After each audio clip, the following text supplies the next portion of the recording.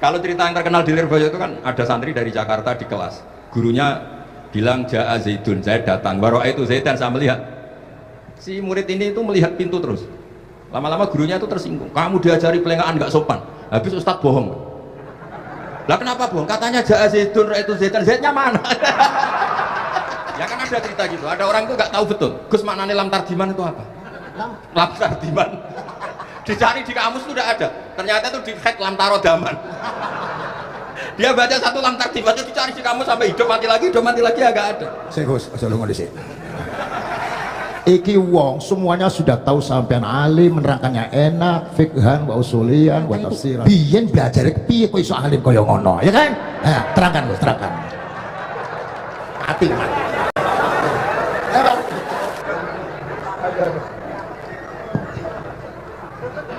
Andai kan pertanyaan itu ke Mbah Mun, mungkin jawabnya gurune sop. Mungkin kalau ke mbah saya ya juga babanya Nigika juga Mbak Abdul Aziz, mungkin putuku.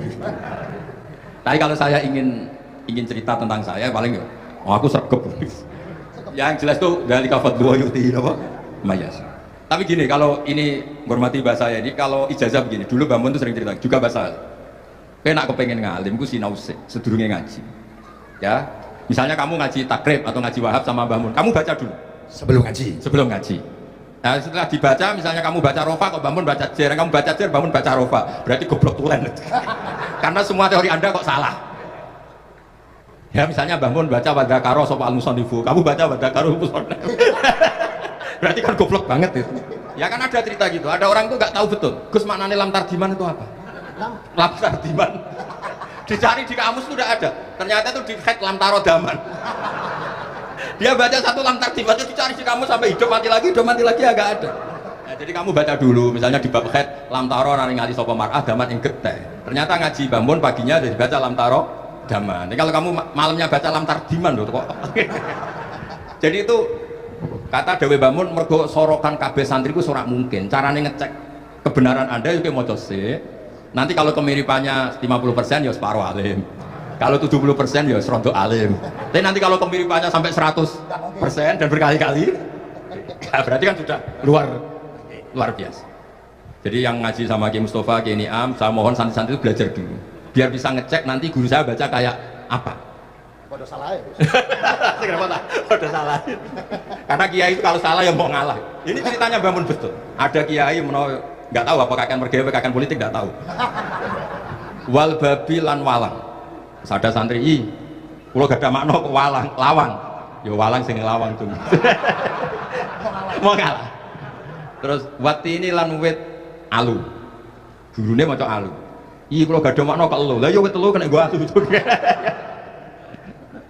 Tapi saya menangi kiai itu kalah santri itu. Saroko nyolong sapa wong albedo tang anduk.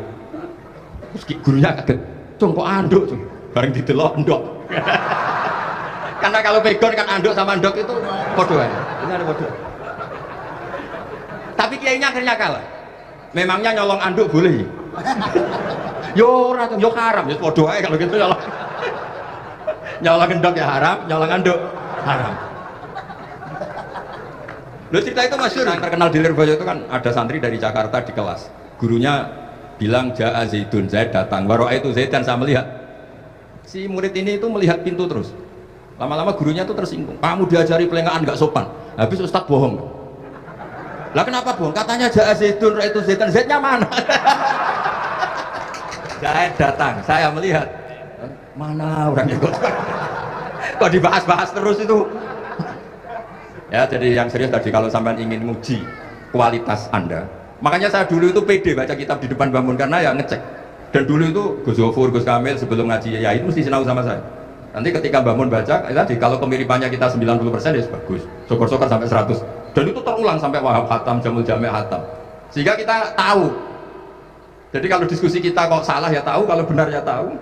Kalau tahqiq ya tahu.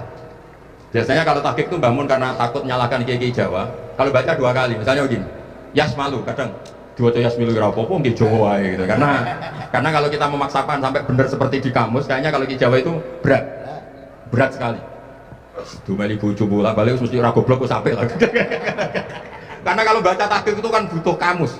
Yang benar itu Yasmalu misalnya. Tapi kan populer juga orang baca Ismi itu. Saya itu menangi loh, Kiai Jawa dulu baca Simai itu menangi, Masdar Simai.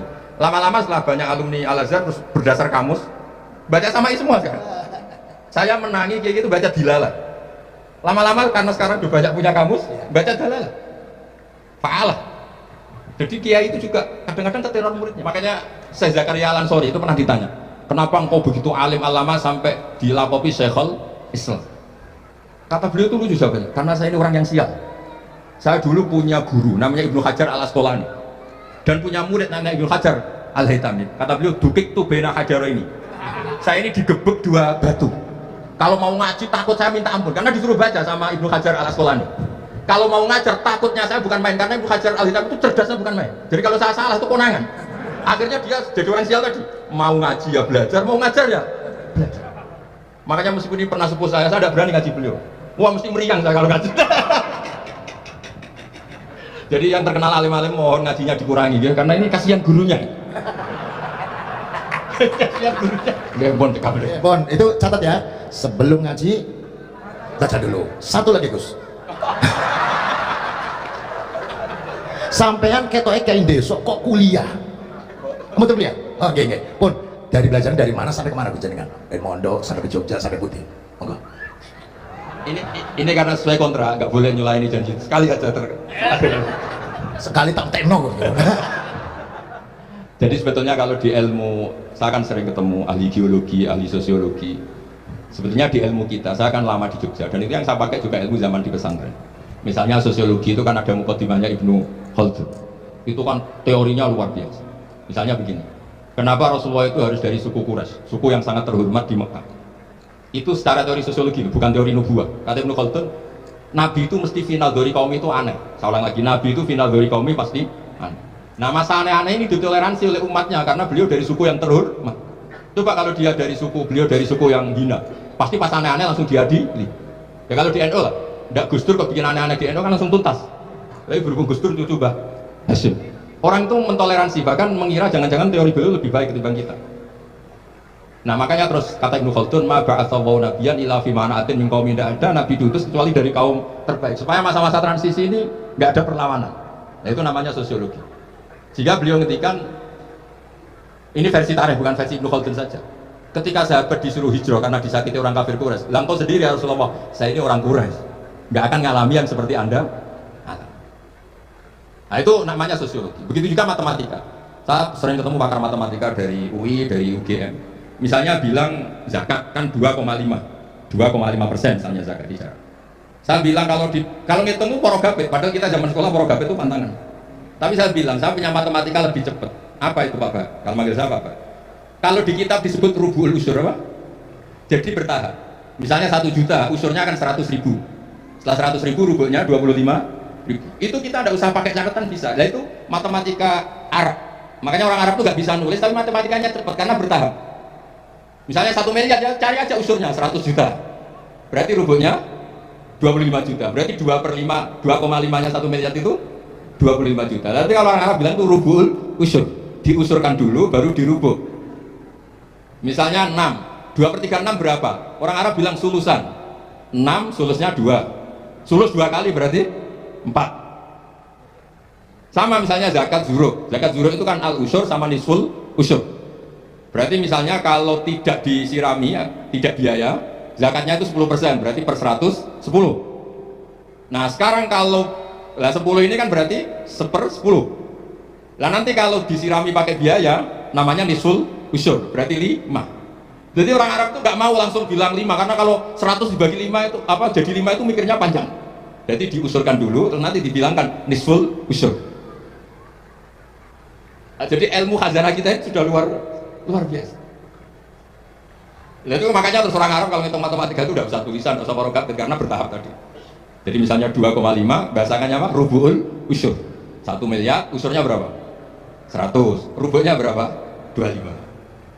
Nah ini semoga buatan ngingkari janji. Wassalamualaikum warahmatullahi wabarakatuh. Sebetulnya masih ada satu lagi, cuma ampun. Beliau adalah sangat hafal dengan nu'udil masyayikh.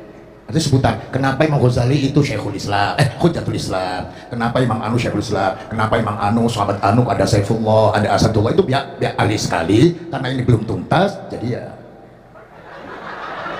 berikutnya benar insyaallah nggih kita men dongaaken ya Allah muga-muga Gus Bakar gelem kono dongan jajal dongane Gus Bakar dong sampean mandi ndi kira-kira matur nuwun Gus matur Said matur nuwun sangat matur nuwun sangat masyaallah niki jelas Gus Bakar itu enteng cepet itu diterimanya ku menapa jenenge keterangannya cepat dan sebagainya cepat jadi enggak ada kayak yang jelimet tak kira apalagi saya bener kalau dianya sedang nggak paham nggak itu nah, demikian matur nuwun sampai kudu matur nuwun sangat wong sing lagi uzlah ora gelem luar biasa kita hanya udah selanjutnya atau Gus kula sak dulu sak santri nek pas jenengan donga pas uzlah njel ditungane teman iki teman pun اللهم صل على سيدنا محمد وعلى آله الحمد لله رب العالمين اللهم ربنا ظلمنا انفسنا وان لم تغفر لنا وترحمنا لنكونن من الخاسرين اللهم يا فتاح يا خير فاتن افتح قلوبنا واشرح صدورنا واجعل علومنا نافعه واجعل اعمالنا صالحه واجعل ذرياتنا طيبه